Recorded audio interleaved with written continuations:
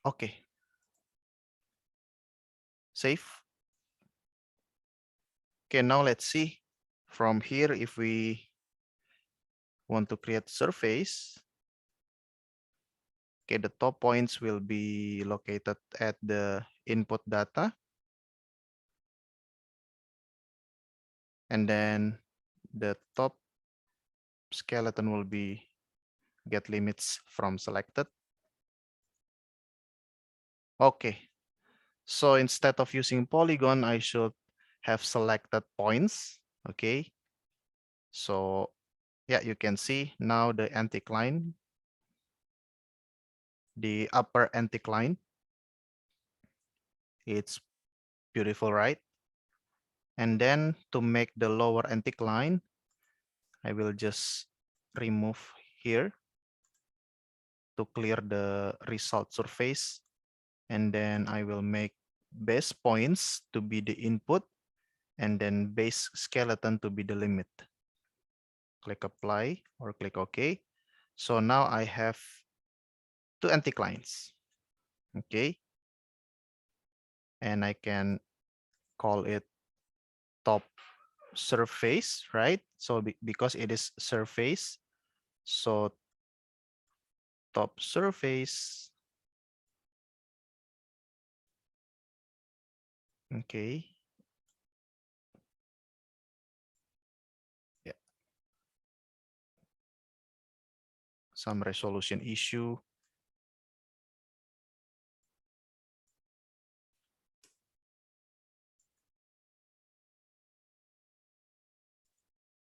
Anyway, so if we change to setting, let me try.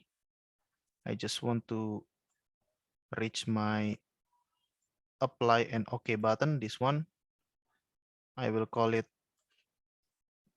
top surface, apply and OK, and also base surface instead of base points. Okay. I will make this window shorter.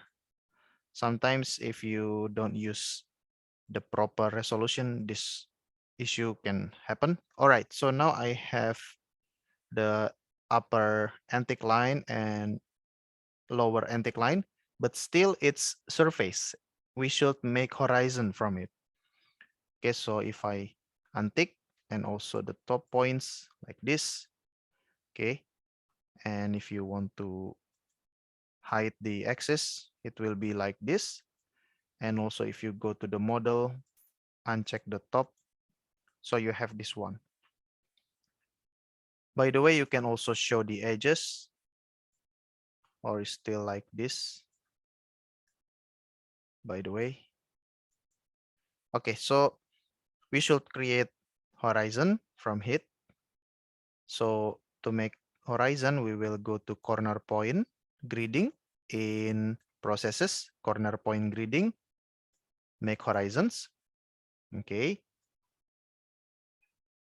And here I will have two horizons. I select the top surface. I click this multiple drop down or multiple drop.